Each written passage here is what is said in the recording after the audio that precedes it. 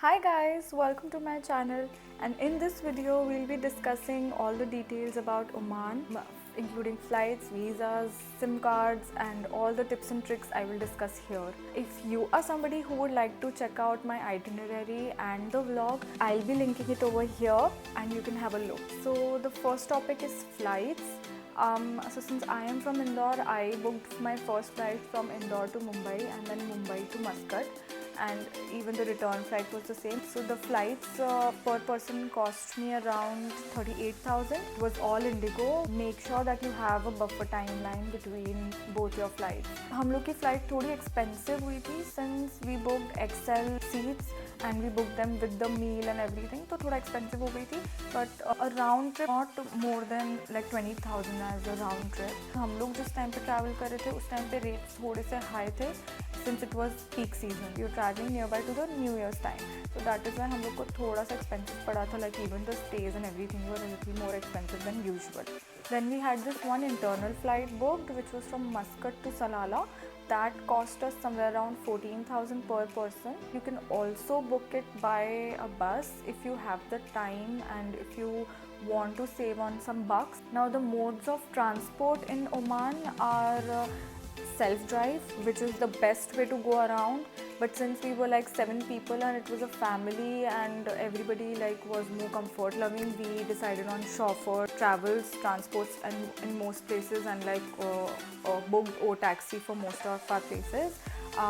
So mostly first option that you can choose is a self-drive because it's more reasonable. You'll find as cheap as 10 to 15 OMR for a rental car for 1 day rent.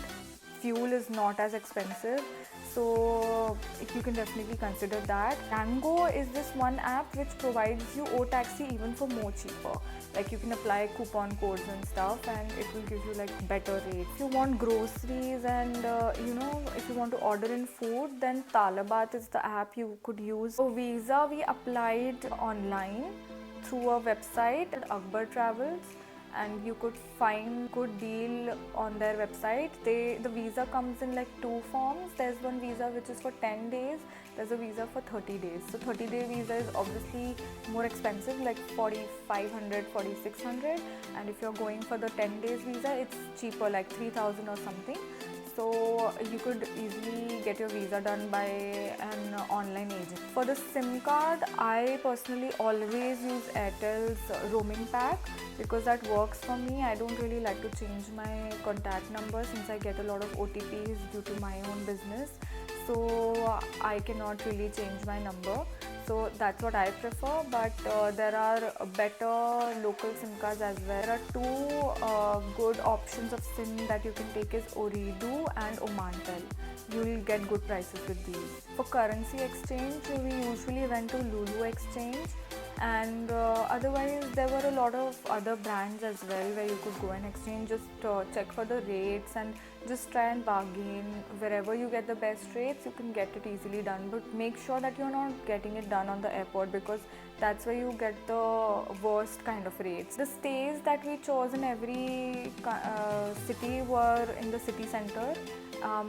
Since that is the best thing to do, जो भी sites आपको देखना होता है वो सारे आपके पास हो जाते हैं, and then it saves you a lot of time, a lot of money and a lot of hassle as well. I'm going to link all my hotels in the description box. For food, I would suggest if you're a vegetarian, pack some stuff of your own because there will be very less food options for you. If you're a non-vegetarian, this will be heaven for you because you're going to find the best of dishes over here.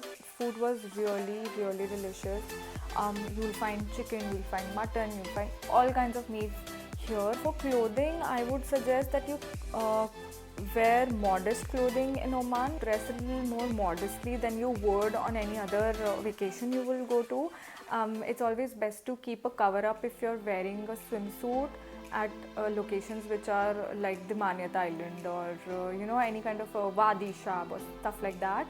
You should always have a cover up, so once you're done with being in the water, you could always have a cover up over you.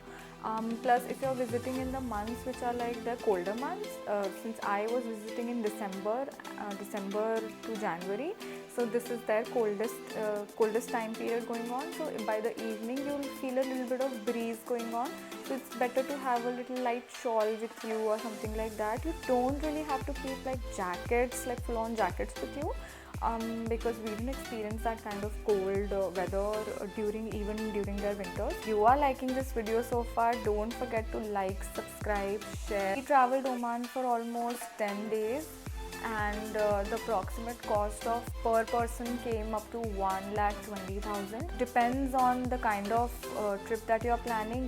This was like a mid-luxury trip that we planned. We were also traveling during the high season क्योंकि peak season था तो हम लोग को हर जगह rates भी थोड़े ज़्यादा एक्सपेंसिव मिले, मोर देन यूजुअल. इनफैक्ट अगर हम इस टाइम पीरियड पे नहीं जाते तो maybe we could have done this trip in 1 lakh for the medium luxury category.